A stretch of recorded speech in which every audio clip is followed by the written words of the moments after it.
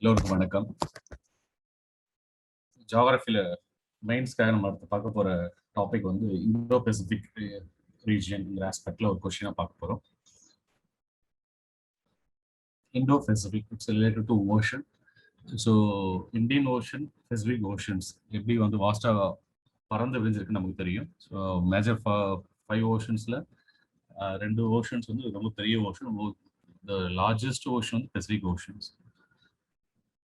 The recent times or recent decades, the Indo-Pacific, the terminology of Indo-Pacific or its importance is day to day increasing. It becomes a strategic importance. So earlier it was Atlantic, the Asia Atlantic is a major significance before the Cold War or on the period of Cold Wars, because of the significant players of US and Russia. Even the Atlantic Ocean is a middle path between the North America and Europe and Russia. So during the Cold War era, the Atlantic Asia regions and Atlantic Ocean becomes a strategic importance at that time.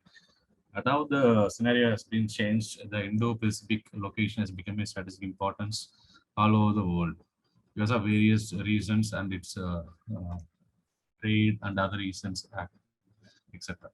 This is ஒரு கேள்வி பார்க்க போறோம்.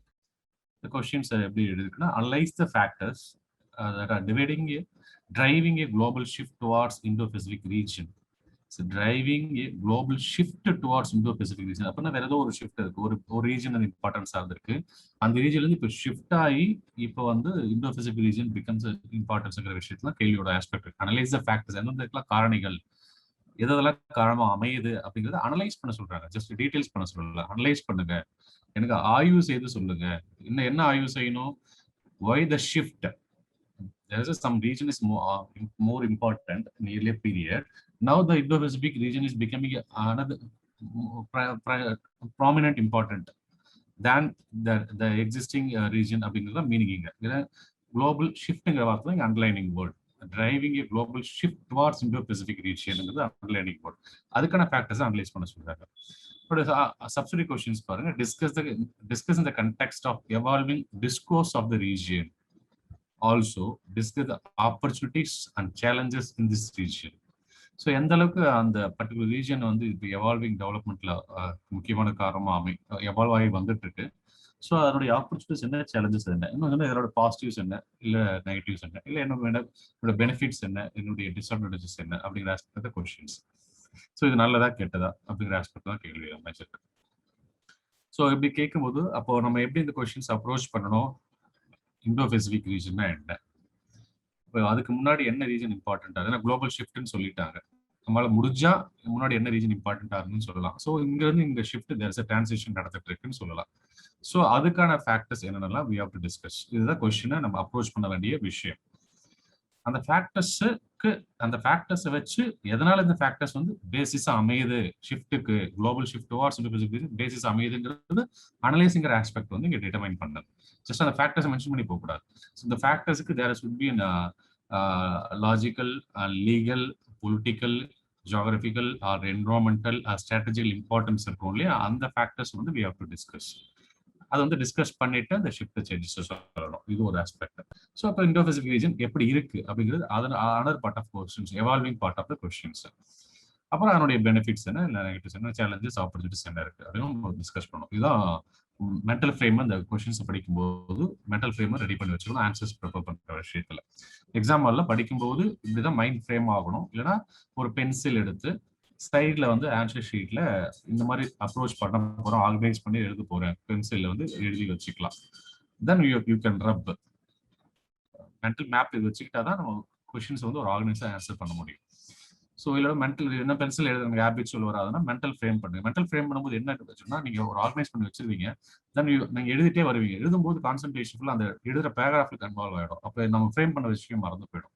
நல்லா முடிஞ்சா அந்த answer ஷீட்ல சைட்லயே margin சைட்ல நீங்க organise பண்ணி இந்த விஷயம் தான் எழுத போறேங்கிறத நீங்க பிரிச்சு வச்சுக்கிட்டீங்கன்னா, அந்த பிரிச்சு வச்சதை வச்சு நீங்க அழகா ஆர்கனைஸ் பண்ணி எழுத முடியும். தென் ஆன்சர் முடிஞ்சு ஃபாஸ்டா ரப் பண்ணணும், ஃபாஸ்டா நோட் பண்ணணும், ஃபாஸ்டா ரப் பண்ணணும். இந்த ப்ராக்டிஸ் எப்படி வரும்னா 30 செகண்ட்ஸ்க்குள்ள வரணும், அதிகபட்சம் 30 செகண்ட்ஸ். மினிமம் பார்த்தா ஒரு 5 செகண்ட்ஸ்ல வரணும். 5 செகண்ட்ஸ் டு 10 செகண்ட்ஸ் வந்து ரீசனபிள் டைம். 30 செகண்ட்ஸ்ங்கிறது எல்லா கொஸ்டினும் 30 செகண்ட்ஸ் போகும்போது நீங்க ஒரு 30 கேள்வி 40 கேள்வி எழுதும்போது கிட்டத்தட்ட பாருங்க ஒரு 15 மினிட்ஸ் வேஸ்ட் ஆயிடும். ஒரு 30 கேள்விக்கு ஓடும் 30 செகண்ட்ஸ் 15 மினிட்ஸ் எக்ஸாம் வரல வேஸ்ட் ஆயிடும். ஸோ அதனால வந்து ஃபாஸ்ட் ஃப்ரேமிங் வரணும், என்ன பண்ணணும், ப்ராக்டிஸ் பண்ணணும். ஸோ இந்த மாதிரி வேரியஸ் கொஸ்டின்ஸ் எடுத்து மென்டல் மேப்பிங்ல ஆர்கனைஸ் பண்ணி ப்ராக்டிஸ் பண்ணணும்.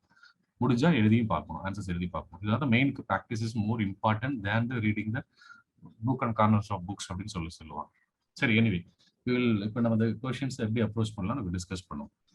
ஸோ இந்த கீ காயின் என்ன சொல்லியிருக்காங்க, இண்டோ பசிபிக் ரீஜியன் அது எப்படி ஷிஃப்ட் ஆகுதுன்னு பார்க்குறோம். அப்போ இண்டோ பசிபிக் ரீஜியன் ஏன் கெயின் இம்பார்ட்டன்ஸ் நவ் டேஸ், கரன்சியில் வந்து ஏன் இந்த டேம் வந்து இம்பார்ட்டன்ஸ் ஆகுது அப்படின்னு பார்க்குறோம். So Indo Pacific region the countries of a region naturally come together to talk about the securing certain order and structure for ensuring peace and security. So இது வந்து any ரீஜனுக்கு பொருந்தும் இல்லையா? இந்த கண்ட்ரீஸ்ல ஒரு ரீஜனா இருக்கு, சாக் ரீஜன் இருக்கு, நாஸ்டாக் ரீஜன்ஸ் இருக்கு, அப்படின்னு சொல்லிட்டு various region of countries group form பண்ணிருக்காங்க இல்லையா? இல்ல யூரோப்பியன் யூனியன் நீங்க எடுத்துக்கலாம், ஸோ இல்ல பிரிக்ஸ்ன்னு எடுத்துக்கலாம். ஸோ இந்த மாதிரி வந்து வேரியஸ் ரீஜன்ஸ் வந்து ஃபார்ம் பண்றாங்க அப்படின்னு சொன்னா ஒரு ஃபாரம் ஃபார்ம் ஆகுது. குளோபல் கண்ட்ரீஸ்லாம் சேர்ந்து ஒரு ஃபாரம் ஃபார்ம் பண்றாங்கன்னா அதோட இம்பார்ட்டன்ஸ் தீம் ஏதோ வேரியேஷன் இருக்கும். ஸோ முக்கியமா மெயின் என்னவா இருக்கும், securing about order and structure, இதுதான் இம்பார்ட்டன்ஸ். ஸோ ஒரு ஆர்கனைஸ்டு விஷயத்தை கொண்டு வரதும், லா அண்ட் ஆர்டர் மெயின்டைன் பண்றதும், ஒரு அமைதி கிரியேட் பண்றதும், ஒரு ஸ்ட்ரக்சரை கிரியேட் பண்றதும் எதுக்காக, பீஸ் அண்ட் செக்யூரிட்டி பர்பஸ்க்காக மெயின் இம்பார்ட்டன்டா இருக்க முடியும். ஸோ இந்த இண்டோ பசிபிக் ரீஜனோட இம்பார்ட்டன்ஸும் இதுல தான் எவால்வ் ஆகுது. ஸோ இந்த இண்டோ பசிபிக் ரீஜனை வந்து மோர் ஆர்டராகவும் ஸ்ட்ரக்சரா வச்சிருக்காகவும் பீஸ் அண்ட் செக்யூரிட்டிஸ் இம்பார்ட்டன்ஸா கொண்டு வரதுக்காகவும் இந்த ரீஜியன் வந்து கெயின்ட் இம்பார்ட்டன்ஸ் நவடேஸ். ஸோ இது சம்பந்தமா வந்து ட்ராக் 15 டயலாக்ஸ் அப்படின்னு சொல்லுவாங்க. So there is various political dialogues name according to political terminologies. இந்த ட்ராக் 1.5 டயலாக்ஸ் அப்படிங்கிற ஒரு இன்சிடென்ட்ல தான், ஒரு ஈவெண்ட்ல தான், இந்த டயலாக் அக்கேஷன் பண்ற ஈவெண்ட்ல தான் வேரியஸ் கண்ட்ரிஸ் வந்து இதை பத்தி டிஸ்கஷன் பண்றதுக்கு முன்னாடி வராங்க. Track 1.5 dialogue was also held between India, France, Australia, focus on identification of security challenges and sustaining issues in the Indo-Pacific region. So மறுபடியும் எங்க கொஸ்டின் ஆகுது, மெயினா பீஸ் அண்ட் செக்யூரிட்டி தான் இம்பார்ட்டன்ட் ஆகுது. பீஸ் அண்ட் செக்யூரிட்டி மிஸ் ஆகும்போது தான் அது நம்ம வந்து குளோபல் வந்து குளோபல் ஒரு ஃபாரமே கிரியேட் ஆகும். பீஸ் அண்ட் செக்யூரிட்டி தான் மெயின். நீங்க என்ன ஒரு ஃபாரம் எடுத்தாலும், நீங்க ஃபுட் கிரைன் இம்பார்ட்டன்ஸ்க்காக ஒரு ஃபாரம் போனாலும், இல்ல வந்து ஒரு ஆயிலுக்காக ஒரு ஃபாரம் கிரியேட் ஆனாலும், எல்லாத்துக்கும் அல்டிமேட் பேஸா என்ன இருக்கணும், peace and security and national interest தான் பேஸா இருக்கும். ஸோ அதனால identification of security challenges and sustaining the issues இந்த இண்டோ பசிபிக் சம்பந்தமாவே ஒரு மீட்டிங் நடந்தது. அது மீட்டிங் பேரு ட்ராக் 15 அப்படின்னு பேரு. ஸோ அதில் வந்து some of the countries came forward. So Australia is part and parcel of Indo Pacific region, India is also part and parcel of Indo Pacific region, Asia France மட்டும் தான் Europe ரீஜன்ல இருக்க ஒரு country. So அவங்களுக்கு ஒரு importance France வந்து Indo Pacific ரீஜன்ல இருக்கு. ஏன்னா அவங்களுடைய பேஸ் வந்து இண்டோ பசிபிக் ரீஜன் லொகேஷன்ல அமைஞ்சிருக்கும் சில நேரங்கள்ல. ஸோ இதெல்லாம் வந்து இந்த ட்ராக் 15 லேப்ல செக்யூரிட்டி சேலஞ்சஸ் பத்தி டிஸ்கஸ் பண்ண விஷயங்கள். ஸோ அங்கே என்ன மாதிரி கான்வர்சேஷன் இருக்குன்னா, மிக்ஸ் ஆஃப் கவர்மெண்ட் அஃபீஷியல்ஸ் தான் இதுல இருந்து இந்த கான்வர்சேஷன்ல டயலாக்ல கலந்துக்கிறாங்க. ஸோ அவங்க தான் வந்து வேரியஸ் ஆஸ்பெக்ட் டிஸ்கஸ் பண்றாங்க. கவர்மெண்ட் அஃபீஷியல்ஸ் வந்து கலந்துக்கிறாங்க, அவங்க அன்அஃபிஷியல் கெப்பாசிட்டியில கலந்துக்கிறாங்க, அந்த நான் கவர்மெண்டல் எக்ஸ்பர்ட்ஸும் கலந்துக்கிறாங்க. ஸோ இன்னும் சிம்பிளா சொன்னா கவர்மெண்ட் அண்ட் நான் government expert and officials and experts have been participated in the meeting and discussed about various challenges and issues are to be addressed in the Indo-Pacific region. It's important. So அங்க இருக்கிற மேஜரா வந்து presence of 4 big economics பார்க்கும்போது இந்த Indo Pacific ரீஜன்ல USA, China, Japan, India இதெல்லாம் major big economics Indo Pacific ரீஜன்ல இருக்கிற countries. USA வருமா அப்படின்னு ஒரு கொஸ்டின் வந்தோம்னா, வேர்ல்ட் மேப் எடுத்து இமேஜின் பண்ணி பாருங்க. வேர்ல்ட் மேப் குளோபல் கண்டிசெப்ட் பண்ண பாருங்க. பெசிபிக் ஓஷன் சைட்ல இருக்கிற கண்ட்ரிஸ் எடுத்து பார்க்கணும்.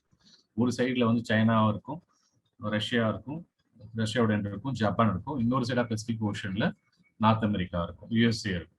சொல்லி அதில் இருக்கிற பிக் எக்கனாமிக்ஸ் பார்த்தோம்னா USA அப்போ சைனா கண்டிப்பா வந்துடுறாங்க, ஜப்பானும் வந்துடுறாங்க. இந்தியா இருக்கு அப்படின்னு பார்த்தா இந்தியா அண்ட் பெசிபிக் அப்படின்னு சொல்லிட்டோம். Indo Pacific Indian ocean, Pacific ocean. Indian ஓஷன்ஸ்ல இருக்கிற கண்ட்ரிஸ் ரிலேட்டட், பெசிபிக் ஓஷன்ல இருக்கிற கண்ட்ரிஸ் ரிலேட்டட்.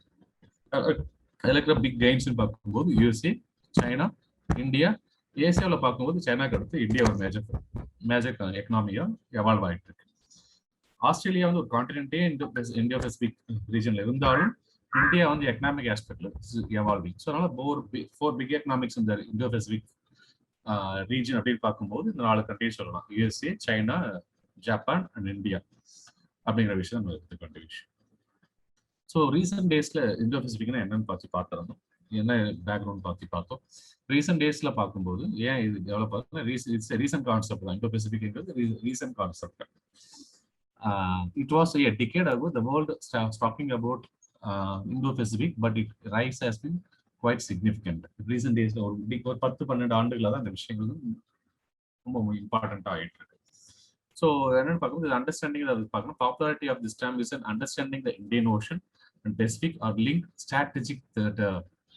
ஸ்ட்ராட்டஜிக் பிளேஸா மாறிட்டு இருக்கு இன்னைக்கு டேஸ்க்கு. நான் யுஎஸ்ஏ அடுத்து ரஷ்யா ஆல்ரெடி பிரேக் டவுன் ஆகிற சுச்சுவேஷன் இருந்தாலும் China is became a major player and also India is became another major player இந்த ஏஷியன் கண்ட்ரிஸ் அப்படிங்கிற சுச்சுவேஷன்ல இந்த ஏரியா வந்து ஸ்ட்ராட்டஜிக் இம்பார்ட்டன்ஸ் ஆகிட்டு இருக்கு. So the center of gravity has shifted to Asia nowadays. So எல்லா ஃபோக்கஸுமே Asia's தான்.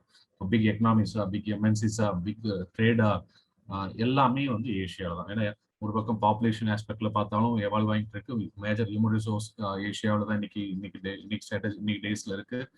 Evolving big எக்கனாமிக்ஸாகவும் China, இந்தியாவில் இன்னைக்கு எவால்வ் ஆகிற சுச்சுவேஷன்ல இருக்கிறதுனால ஒன் டே வந்து it's also ruled by British, earlier day was USA, the future day for Asians அப்படின்னு கூட ஒரு காமனா ஒரு டாக் இருக்கு. ஸோ அப்போ சென்டர் ஆஃப் கிராவிட்டி இந்த டைம்ல வேர்ல்ட்ல ஷிஃப்ட் ஆகிற விஷயம் ஏசியாங்கிறத தெரிஞ்சுக்கணும். ஸோ இதுக்கு என்னெல்லாம் ஃபேக்டர்ஸ்லாம் காரணமாக வைக்கணும்னு பார்த்தோம்னா, ஒரு ஃபேக்டர் வந்து மேரிடைம் ரூட்ஸ் வந்து ஒரு முக்கியமான ஒரு காரணமா இருக்கு. ஏன்னா வேர்ல்ட்ல மேஜர் சி ரூட்ஸ் வந்து கண்டிப்பா இந்தியன் ஓஷனையும் பெசிபிக் ஓஷனையும் கிராஸ் பண்ணாம ஒரு கண்ட்ரி டு இன்னொரு கண்ட்ரியோட மேரிடைம் ரூட்ஸ் வந்து போகிறது வந்து ரொம்ப ரொம்ப சேலஞ்ச். அட்லாண்டிக் ஓஷன்ல மட்டும் பார்க்கணும்னா போகணும் அப்படின்னு பார்த்தோம்னா நார்த் அமெரிக்காவும் யூரோப் வேணா ட்ரேட் பண்ணிக்க முடியும், வேற யாரும் ட்ரேட் பண்ணிக்க முடியும். இல்லை நார்த் அமெரிக்கா, சவுத் அமெரிக்கா மட்டும் ட்ரேட் பண்ணிக்க முடியும், வேற யாரும் மற்றவங்க எந்த கண்ட்ரியோட ட்ரேட் பண்ணணும்னாலும் கண்டிப்பா Indian ocean Pacific ocean touch பண்ணாம கண்டிப்பா போகவே முடியாது. ஸோ அதனால வந்து இங்க சி லைன்ஸ் வந்து ரொம்ப இம்பார்ட்டண்டா இருக்கு. அதனால வந்து வேர்ல்ட் ஃபுல்லா மேஜர் ட்ரேட் ப்ராசஸ் இந்த வழியாக தான் நடக்குதுன்னு முக்கியமான ஒரு இம்பார்ட்டன்ஸ். அடுத்த கோல்ட் வார் பிஃபோர், முன்னாடி நம்ம பேசணும் இல்லையா, கோல்ட் வார்க்கு முன்னாடி வந்து Atlantic oceans becomes major strategic centre. The centre of gravity of the universe was across the Atlantic. Trade was actually transiting from Atlantic, but now it has now shifted. So என்ன முன்னாடி Atlantic world தான் trade, ஏன்னா Europe trade, US, North America trade, Russian trades, African trades அப்படி இந்த வழியாக நடந்துட்டு இருந்தது. இப்போ நவ் இந்த Asia because major economic trade ஃபுல்லா இந்தோ பெசிபிக் ரீஜன் ஷிஃப்ட் ஆகுது. So earlier time use with Asia Pacific. So முன்னாடி அட்லாண்டிக் செக்மெண்ட்ஸாக இருக்கும்போது ஏஷியா பெசிபிக் யூஸ் பண்ணிட்டு இருந்தாங்க technology. Now the technology after cold war வந்து நவ் ஷிஃப்டட் டுவார்ட்ஸ் இந்தோ Pacific. So இதுதான் technology importance மாறுறதுக்கான காரணம். இதுதான் shift. What is a global ஷிஃப்ட்னு பார்த்தோம்னா from Asia Pacific to Indo-Pacific அப்படிங்கிறது ஷிஃப்ட் டுவார்ட்ஸ். இதுக்கான ஃபேக்டர்ஸை நம்ம இப்போ டிஸ்கஸ் பண்ணிட்டு இருக்கோம். ஆல்சோ அனதர் ஃபேக்டர்ஸ் பார்க்கும்போது terrorism and fear of accession by the particular country. So இதுவும் ஒரு மேஜர் காரணமாக இருக்கு. ஸோ எந்த அளவுக்கு எக்கனாமிக்ஸ் பூம் ஆகுதோ ஒரு சில கண்ட்ரீஸ்ல அது ஆட்டோமேட்டிக்காக த்ரெட்ஸ் அண்ட் சேலஞ்சஸும் ஆட்டோமேட்டிக் எவால்வ் ஆயிடுது. One of the major challenges வந்து டெரரிசம், இது முக்கியமான விஷயம். இது ஈவன் சார்க் கண்ட்ரீஸோட இன்னைக்கு சார்க்ல வந்து 8 கண்ட்ரீஸ் இருக்கு இல்லையா, ஏஷியாவில் சவுத் ஈஸ்ட் ஏஷியாவில் 8 கண்ட்ரீஸ்மே மெம்பர்ஸா இருக்கும்போது ஒரு கீ ஃபேக்டர்ஸ் வந்து எல்லா சார்க் கண்ட்ரிகளையும் பேசுற விஷயம், அட்ரஸ் பண்ணணும்னு நினைக்கிற விஷயம் டெரரிசம். ஸோ அதனால இந்த ஏஷியன்ல இன்னைக்கு டெரரிசம் ஒரு மேஜர் ஃபேக்டரா இருக்கு. இந்தோ பெசிபிக் வந்து செக்மெண்ட்ஸ் ஆகுது ஒரு காரணம். ஸோ திஸ் இஸ் அ குளோப்ல பாருங்க, இந்தோ பெசிபிக் ரீஜனை வந்து இந்த ஓஷன் ப்ளூ கலர்ல இருக்கு இல்லையா, ஓஷன் இருக்கிற ஏரியா தான் இந்தியாவுக்கு இருக்கிற இந்தியன் ஓஷன். ஸோ சைனாவோட ரைட் சைட்ல இருக்கிற பெசிபிக் ஓஷன்ஸ். ஸோ இதுல இருக்கிற கண்ட்ரிஸ்லாம் பார்க்கணும். நீங்க பெசிபிக் ஓஷனோட அந்த சைட்ல பார்த்தோம்னா ஆட்டோமேட்டிக் நார்த் அமெரிக்கா வந்து டச்சா இருக்கு. ஸோ இதுதான் ரிம் ஆஃப் ஏரியாஸ். இது வந்து இந்த ஒரு டயக்ராம கண்டிப்பா எக்ஸாம்ல ட்ரா பண்ணியிருக்கணும். ஸோ இந்த வேர்ல்ட் போட்டு இந்தியா பெசிபிக் ரீஜன்ஸ் எதுன்னு சொல்லி நீங்க மார்க் பண்ணியிருந்தாதான் இந்த கொஸ்டினே உங்களுக்கு புரிஞ்சிருக்கு அப்படின்னு சொல்லி ஈஸியா அண்டர்ஸ்டாண்ட் பண்ணிப்பாங்க. ஸோ ஜியோகிராபிக்ல விஷுவல் ரெப்ரசன்டேஷன் வந்து கொடுக்காம எந்த கேள்வியும் ஆன்சர் பண்ணக்கூடாதுங்கிறது மட்டும் மைண்ட்ல வச்சுங்க. சம்டைம்ஸ் ஏதோ ஒரு சில கொஸ்டின் வந்து டூ ஃபேக்சுவலா இருக்கலாம். ஸோ முடிஞ்ச வரைக்கும் நீங்க டயக்ராமிக் ரெப்ரசன்டேஷன்ஸ் கொடுக்கணும். மேண்டேட்டரியா கொடுக்கும் போதுதான் அவரோட ரெப்ரசன்டேஷன், அவரோட presentation becomes more visible or more attractive to the evaluator. அதே டைம்ல ஈஸியா 10 பக்கம் எழுதுறதை விட 2 பக்கம் இல்லை 1 பக்கத்துல டயக்ராம் போட்டு ப்ரெசென்ட் பண்ண முடிகிறது தான் ரொம்ப ஸ்மார்ட் வே ஆஃப் ஆன்சர் அப்படின்னு தெரிஞ்சுக்கணும். அதனால இந்தோ பசிபிக் ரீஜனை கண்டிப்பா அந்த மாதிரி நம்ம ட்ரா பண்ணிருக்கணும். இந்த மாதிரி லைன் டிராயிங் பண்ணாவே போதும். Fast and speedo line drawing போடுறோம் கற்றுக்கு அதுக்கு வந்து திரும்ப ப்ராக்டிஸ் பண்ணணும். இந்தியன் மேப் கண்டிப்பா இந்தியாவோட மேப்பை வந்து வரைய நல்லா ஸ்பீடா தெரிஞ்சிருக்கணும். வேர்ல்டு மேப்பை ஸ்பீடா வரைய தெரிஞ்சுக்கணும். இது வந்து ப்ராக்டிஸ் பண்ணி தான் வர முடியும். கண்ணாமண்ணான்னு சொல்லிட்டு ஏதோ ஒன்று வேர்ல்டு மேப் கோழிக்கிற மேல திருக்காதீங்க தயவு செஞ்சு மெயின்ஸ் எழுதுறவங்க. So you are becoming civil servant tomorrow. So அதனால வந்து உங்களோட ஆன்சர்ஸும் சிவில் சர்வெண்டோட குவாலிட்டியில நீங்க ஆன்சர்ஸ் ப்ரெசென்ட் பண்ணணும். ஸோ ஏதோ ஒன்று டைம் கிடையாது, ஏதோ ஒரு ட்ரா பண்ண சொல்றாங்க, அதனால ஏதோ ஒரு கோடு மாதிரி போட்டுட்டு இது வேர்ல்டா இமேஜின் பண்ணி பாரு எவ்வளோ நினைக்காதீங்க. So be legible, relatively be legible, present your answers very logically and organized manner, and also draw the diagram as much as you can present very neat அப்படிங்கிறது புரிஞ்சுக்கங்க. So speed and neat diagrams வரைகிறது ப்ராக்டிஸை கற்றுக்கணும். So இந்த exact points நீங்கள் locate பண்ண கற்றுக்கணும்.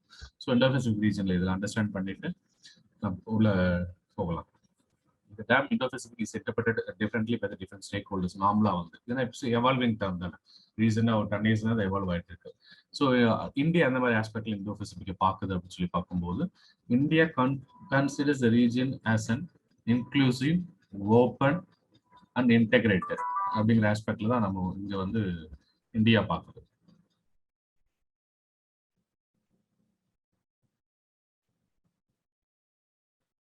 Inclusive, open, integrated, and balanced space. This is the views of India on Indo-Pacific.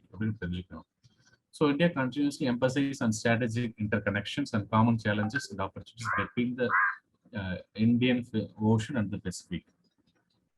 So இது வந்து நம்ம இந்தியாவோட வியூஸ்க்கு பின்னாடி நம்ம டிஸ்கஸ் பண்ண போறோம். So open, there is no any hegemonic powers இருக்கக்கூடாது. ஸோ ஓப்பனாக இருக்கணும்.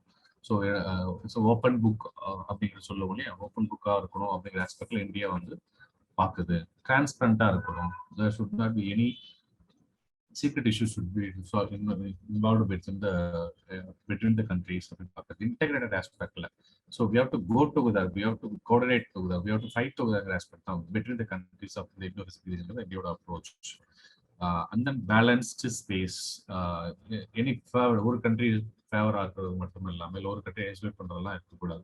We have to take a balanced space in this region அப்படிங்கிறது இந்தியாவோட approach. This is the views of India on Indo-Pacific regions. US எப்படி consider பண்றது பார்க்கணும். US வந்து major economy இருக்கிறதுனால US வந்து it's a free and open Indo-Pacific. It's more or less similar to India. Highlighting the importance of the rules of norms of conduct in the region, thus trying to contain the role of China in the region. This is the US ஓட target.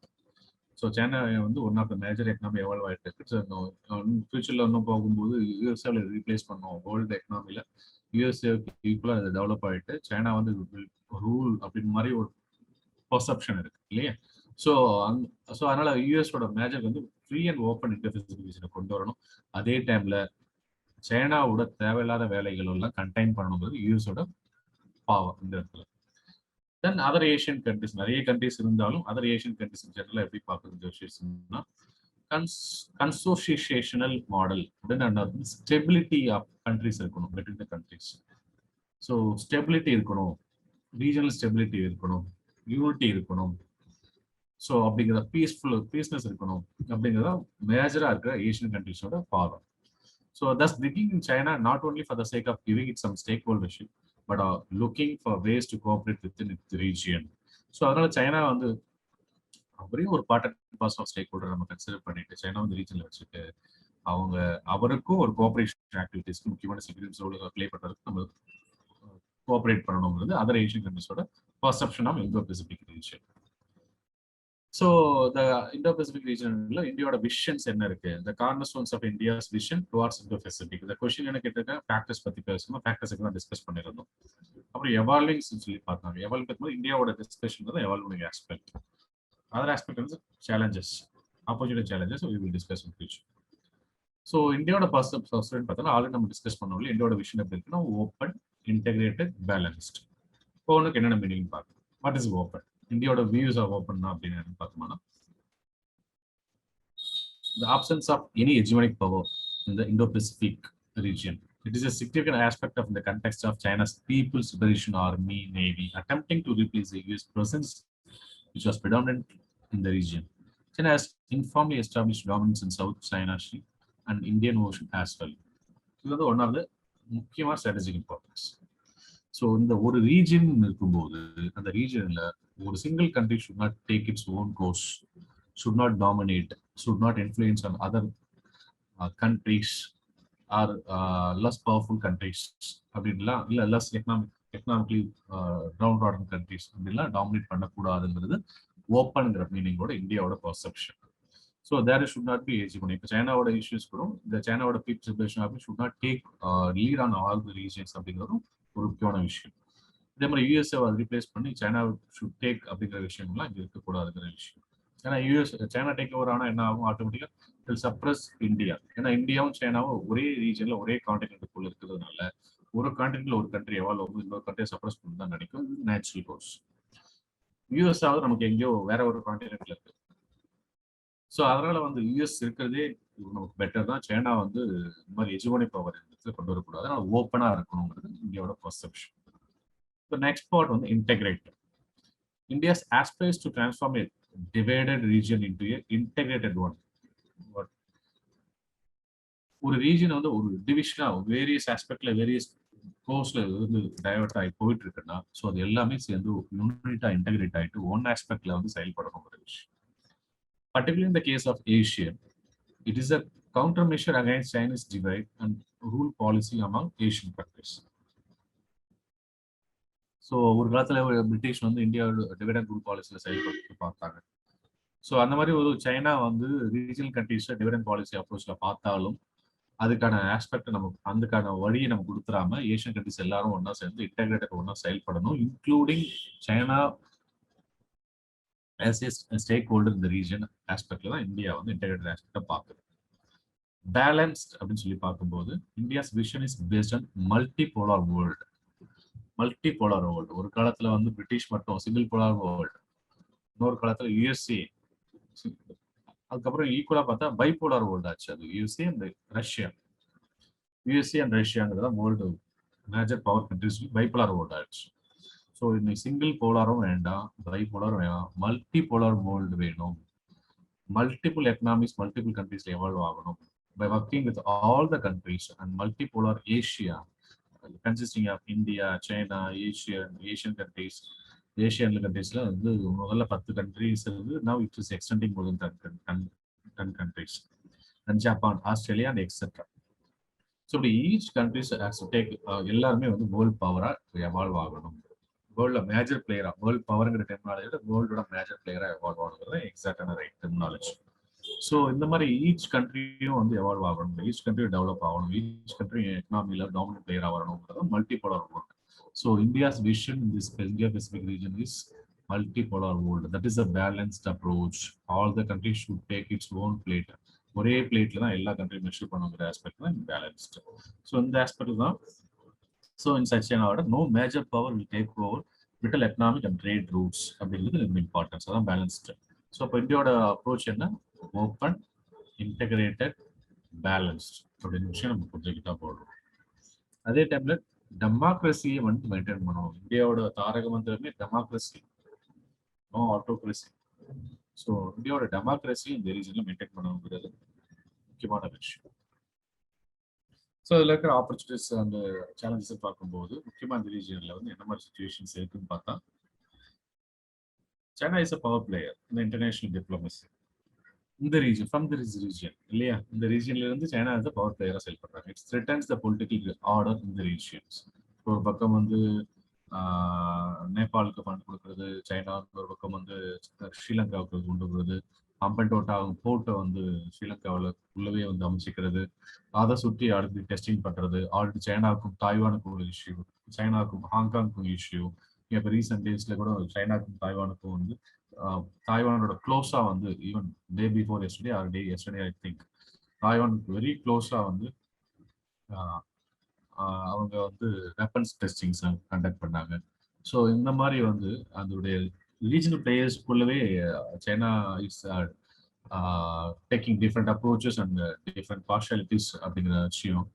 So இன்னொரு பக்கம் நம்ம காஷ்மீர் ரீஜன்ல அக்ஷயா சின்மார் ஏரியாவில் China அப்பப்போ include பண்றது.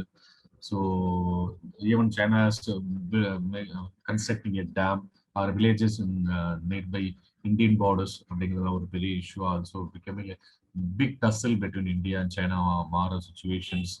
So இது ஒரு காலத்தில் பார்த்தோம் even 50 years befores India China வார்லாம் நடந்திருக்கு. ஸோ பங்களாதேஷ் இன்க்ளூஷன்ஸ்க்கு ஒரு முக்கியமாக ஒரு காரணமாக இருக்குது, மியான்மர் இன்க்ளூஷன் முக்கியமான காரணமாக அமைகிறது. ஸோ இப்படி வந்து சைனா வந்து is taking power play activity this region already, even international diplomacy also. So அதனால இதுதான் வந்து சொன்ன த்ரெட்டாக இருக்குது. இந்தோ பசிபிக் ரீஜன் எவால்வ் ஆகிறது முக்கியமான ஒரு த்ரெட் வந்து this is the region China. So China is asserting itself in the Indo-Pacific by supplying military equipments to Bangladesh, Thailand. Thailand 3 submarine கொடுத்திருக்காங்க. மியான்மர், ஸ்ரீலங்கா, ஃப்ரிகேட்னா ship type of warship. So அந்த மாதிரி வார்ஷிப்பை கொடுக்குறது etcetera. இந்த மாதிரி சுற்றி இருக்கிற கண்ட்ரிஸ்க்கு எல்லாமே இட் சப்போர்ட்ஸ் அண்ட் ஆல்சோ இப்போ டிவைட்ஸ் அப்படிங்கிற விஷயமா China is doing it. So China claims that they are rising in the peaceful way. However, they fail to address the concerns of the regional countries emerging out of lack of transparency in the function. One doesn't know what will be the next move of China. So இதுதான் வந்து சைனாவோட attitude. There is no transparency, lack of transparency இருக்கும். So next வந்து என்ன பண்ண போறாங்க தெரியாது. ஆனால் பீஸ்ஃபுல்லாக தான் நாங்கள் போவோம் அப்படிங்கிற அப்ரோச் சொல்லுவாங்க. ஆனால் ஒரு கண்ட்ரிக்கு இன்னொரு கண்ட்ரிக்கு ஒரு டிஃப்ரென்ஸ் அவுட் பண்ணிடும் கிரியேட் பண்ணுற விஷயங்களோ இல்லை இந்தியாவுக்கு எதிராக சைனாக்கு சப்போர்ட் பண்றது, இந்தியாவுக்கு எதிராக சைனீஸ்க்கு கொடுக்குற சைனீஸ் வந்து ஸ்ரீலங்கா கொடுக்குற வெப்பன்ஸோ இல்லை ஃபண்டோ இல்லை ரீஜனல் இஷ்யூ, நேபாளுக்கு கொடுக்குற சப்போர்ட் இஷ்யூ, பூடானுக்கு கொடுக்குற சப்போர்ட் இஷ்யூ, இதெல்லாமே வேரியஸ் டிஸ்பியூட்ஸ் கிரியேட் பண்ணிட்டு இருக்கு nowadays. Also, China is accused of colonizing the region is illustrated by the rising debts of those countries which took loans from China. And also, cultural issues raised by the local Hambantota in Sri Lanka. இது நம்ம already பேசுற விஷயம் தான். China கிட்ட நிறைய countries loan வாங்கிட்டு அந்த loan வாங்க கண்ட்ரிஸ்லாம் இன்னைக்கு டெப்ட் இஷ்யூஸ் ரைஸ் பண்ணி பேஸ் பண்றாங்க. It's one of the major threat, financial threat. Sir Hambantota ஸ்ரீலங்காவில் வந்து அந்த போட்டியே வந்து லோக்கல் இஷ்யூ யூஸ் பண்ணி அங்கே சைனீஸ் கல்ச்சரே எவால்வ் ஆயிடுச்சு. நியர்பை அம்பன்டோட்டாக்கிற சுச்சுவேஷன், அம்பன்டோட்டா சுற்றி இருக்க போட்டி ஏரியா ஃபுல்லாக நியர்பை எல்லாம் Chinese culture is evolving in the Sri Lanka. I think one of the major factor.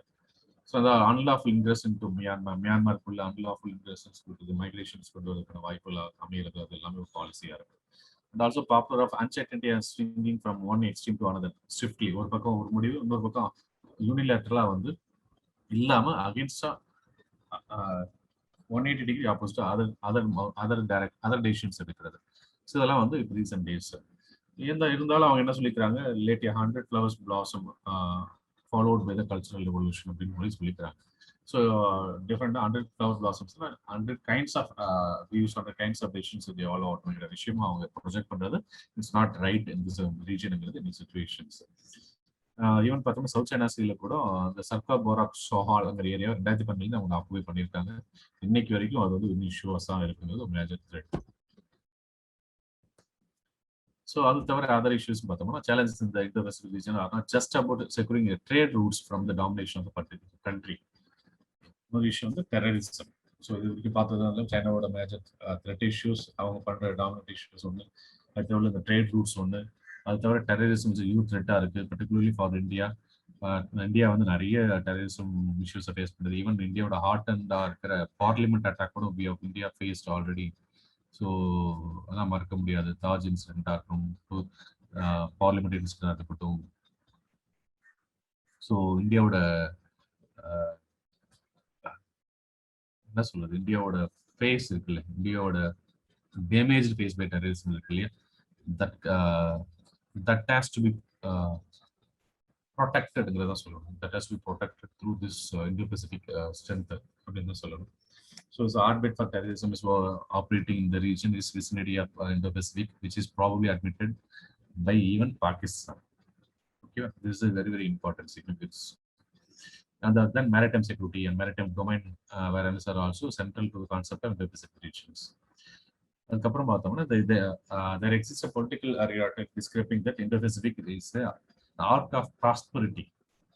arc of prosperity. Prosperity is a multiple sense. There may be political prosperity, there may be economic prosperity, there may be human resource prosperity, and so on. So அதனால அந்த arc of prosperity இந்த இடத்துல வந்து political terminology arc of prosperity and the region வந்து consider பண்றாங்க. Even you can take it as two big oceans in the Indian Ocean, Pacific Oceans, even for maritime resource prosperity we can take it. Yeah. So it's a 360-degree prosperity we can mean otherwise. So where everyone can work together அப்படிங்கிறது அந்த விஷயம். So இப்போ political அக்டோபர்ங்கிறது இந்த ரீஜனோட முக்கியமான ஒரு பிரின்சிபலா அந்த அமைக்கணுங்கிறது எல்லா த்ரெட்டும் abolish பண்ணி அமைக்கணுங்கிறது இதோடைய major கோல்னு சொல்லிக்கொள்ளும். While political focus is centered on such opportunities, it is often detracts from the real issues of such countering of Chinese assertion. Chinese assertion counter பண்ணணுங்கிறது மூணாவது முக்கியமான ஒரு விஷயம்.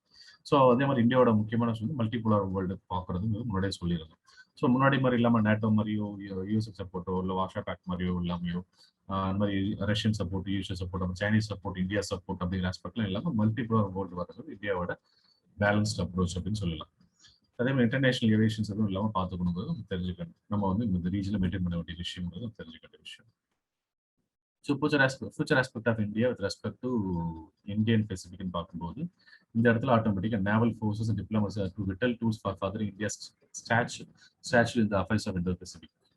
சரி, நம்ம முக்கியமாக நேவல் ஃபோர்ஸஸ் டெவலப் பண்ணணும், டிப்ளமசி டெவலப் பண்ணணும் இந்த ரீஜனல் கண்டிஷனுங்கிறது தான் முக்கியமான விஷயம். So both the tools allows India to influence events far away from our borders. So Delhi is required to leverage already a strong relations with the trade and commerce to formulate a mini-lateral diplomacy, blue water policy, deeper economic integrations through free trade agreements. They are already existing vision. This has to be strengthened in this area also. All such pieces are required to complete the open, integrated, and balanced picture of Indo-Pacific. So, Leon.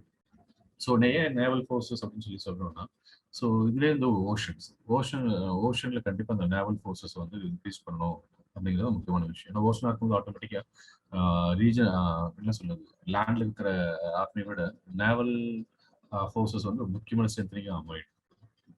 So அப்போதான் அது வந்து அந்த அளவுக்கு ஒரு diplomacy develop பண்ணணுங்கிற ஒரு முக்கியமான விஷயம். அதே மாதிரி எல்லாமே ஓஷன் ஷீஷோ ரிலேட்டட் கண்ட்ரிஸ் இருக்கிறதுனால ஸோ ஓஷன் ஃபேஸ் அதோட togetherness எல்லாமே becomes more important.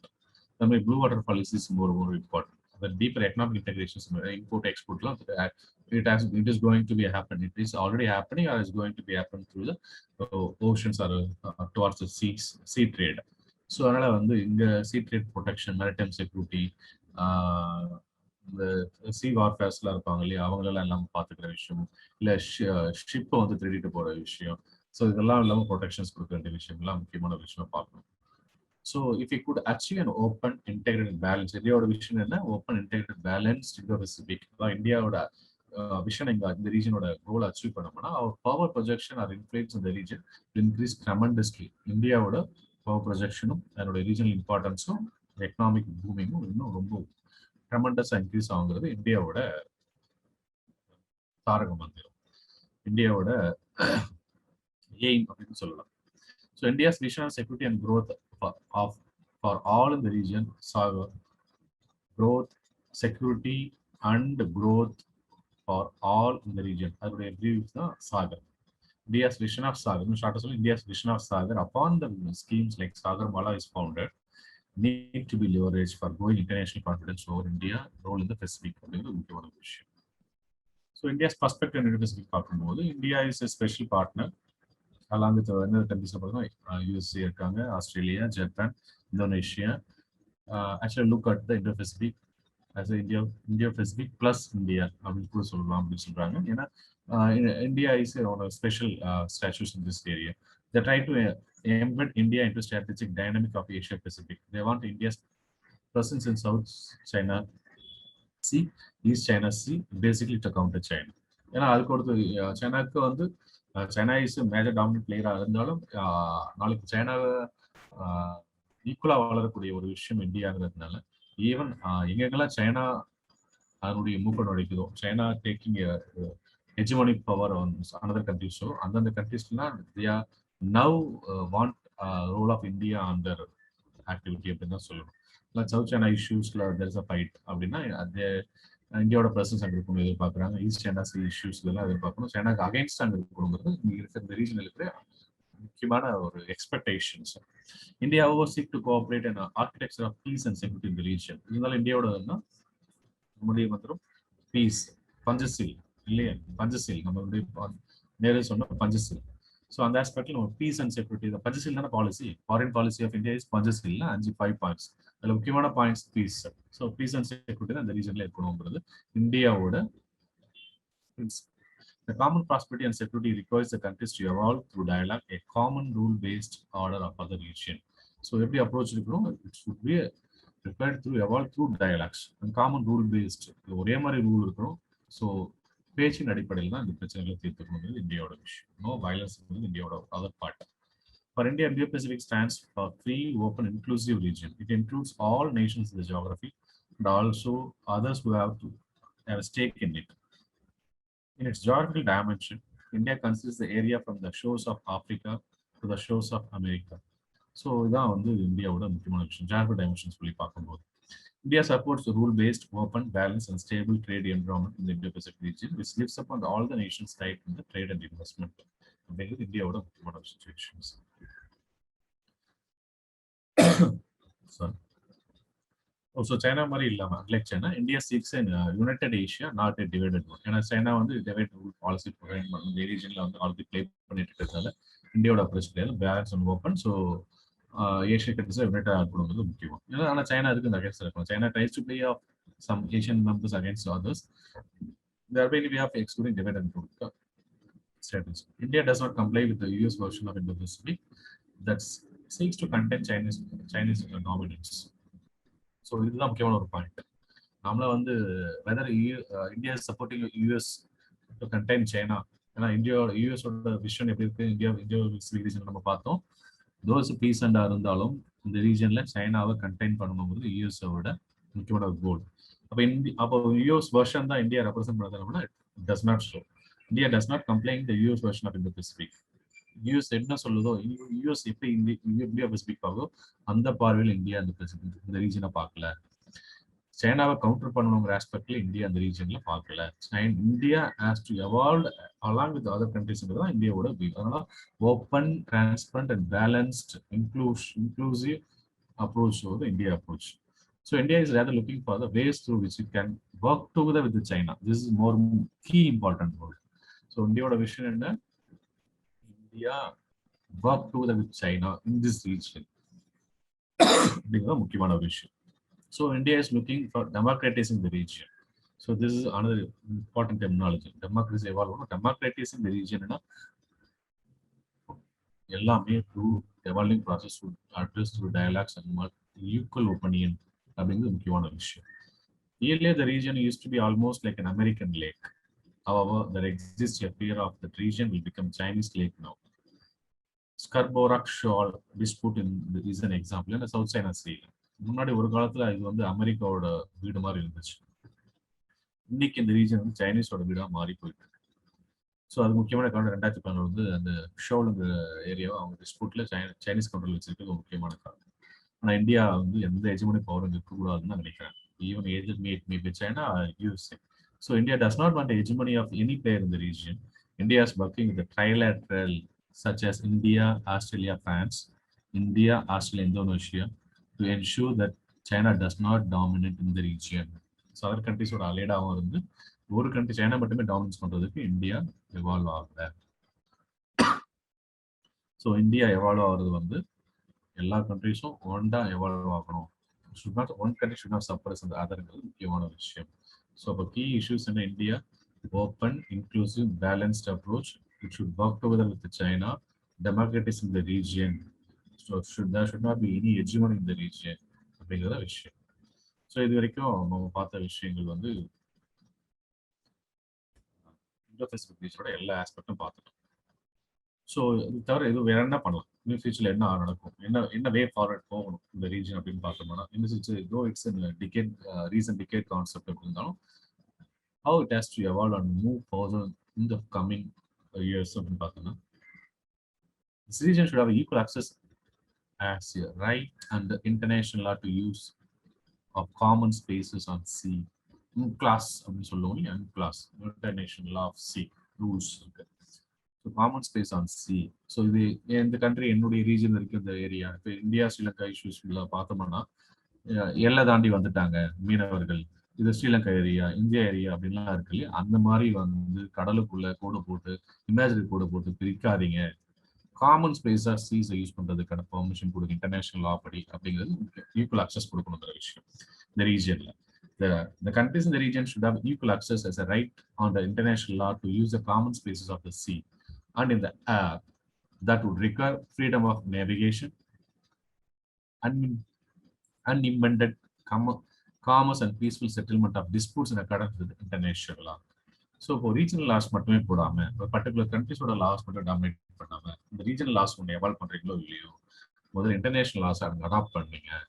இந்த ரீஜனுக்குன்னு இந்த ரீஜன் ஃபுல்லா இன்டர்நேஷனல் லாஸ் அடாப்ட் பண்ணி common space, common air, common navigation, common commerce situations, common peaceful settlements எல்லாம் கொண்டு வரணும். இருக்கிற டிஸ்பியூட்ஸ்லாம் அட்ரஸ் பண்ணணுங்கிறது way forward in future.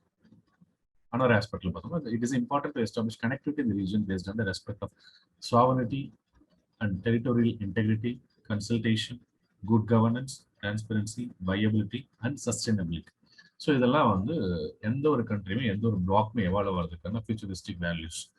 So இது எல்லாமே இந்த ஏரியாவில், இந்த Indo-Pacific ரீஜனில் எவால்வ் ஆனது முக்கியமான ஒரு விஷயம். Then maritime dominance awareness is necessary in Indo-Pacific region security. So maritime security கண்டிப்பா important. Maritime dominance implies effective understanding of any activity associated with the maritime environment that could impact upon the security, safety, economy or environment விஷயம். And multipolarity, இந்தியாவோட முக்கியமான concept multipolar world. So multipolarities, security and peace and laws abiding the nature of the countries around the region is crucial. This also allows the multipolarity in the region முக்கியமான விஷயம். Smaller states in the region expect India to step up to plate and help them widen their options both economically and also strategically. So அதனால வந்து the bigger players has to give a hands to the small players and uplift the small players situations. முக்கியமான விஷயம். These are the ways forward. சிம்பிளா பண்ணீங்கன்னா common laws இருக்கணும், common spaces இருக்கணும், common air இருக்கணும், international laws adopt பண்ணணும். So disputes has to be resolved, commercial disputes are should be disputes, maritime security இருக்கணும், the regional sovereignty இருக்கணும், territorial integrity இருக்கணும். Everything should be addressed to consultation, good governance and transparencyங்கிற விஷயம். So safety and security, economic environment கொண்டு வரணும், bipolar world இல்லாமல் single polar world இல்லாமல் multipolar world கொண்டு வரணும், மல்டிபோலாரிட்டி ஆஃப் த ரீஜன் கொண்டு வரணுங்கிறது. These are the areas of way forward. இதுதான் நம்ம Indo-Pacific பற்றி தெரிஞ்சுக்கணும். சரிங்களா? ஸோ இந்த ஃபேக்டர்ஸை பார்த்தோம், ஃபேக்டர்ஸ் அனாலிசிஸ் பார்த்தோம், என்ன ஷிஃப்ட்னு பார்த்தோம், எங்கேருந்து எங்கே ஷிஃப்ட்னு சொல்லி பார்த்துருந்தோம். ஸோ அதுக்கப்புறம் எப்படி எவால்வ் ஆகுதுன்னு சொல்லி விஷயங்கள் பார்த்துருந்தோம். அதுக்கப்புறம் எப்படி அது இந்தியாவோட பொசிஷன்ஸ் என்ன, இந்தியாவோட பொசிஷன் எப்படி ரெப்ரசென்ட் பண்ணது, சைனா எந்த மேஜர் த்ரெட்டாக இருக்கு இந்த ரீஜன்ஸில், ஸோ என்ன வே ஃபார்வர்ட் அப்படின்னு சொல்லி பார்த்துருந்தோம். இந்த ஆஸ்பெக்டில் தான் அந்த மாதிரி கொஸ்டின்ஸ் அப்ரோச் பண்ணணும். ஸோ இந்த மாதிரி நிறைய கொஸ்டின்ஸ் எடுத்து மெட்டல் ஃப்ரேம் பண்ணி பார்த்துட்டு ஆன்சர்ஸை வந்து காமெண்ட் பண்ணி பாருங்க, மைண்டில் போயிருக்குங்க. So main exam use most of brain storming. So அதனால் பிரைன் ஸ்டார்மிங் செஷன் மைண்டில் வச்சுக்கிட்டு கொஸ்டின் பண்ணிங்கன்னா நல்லா ஆன்சர்ஸ் பண்ண முடியும்.